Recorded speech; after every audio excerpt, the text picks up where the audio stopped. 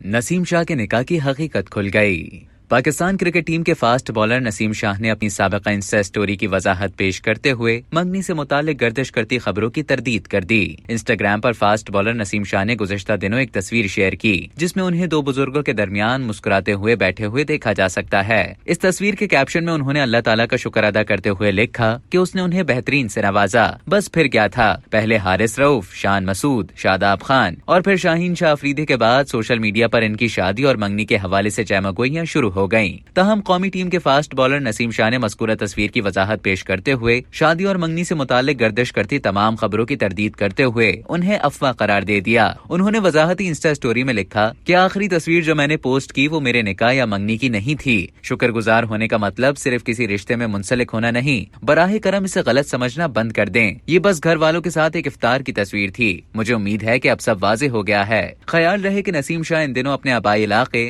Lower दीर में है, जहाँ उनकी आमद पर उनका वालिहाना इस्तकबाल किया गया था, जिसके बाद उन्होंने अपनी वालिदा की कब्र पर हाजिरी भी दी थी। अब तक के लिए इतना ही। मजीद खबरों और न्यूज़ अपडेट्स के लिए डेली जंग के YouTube चैनल को सब्सक्राइब करें और Facebook के पेज को लाइक करना ना भूलें।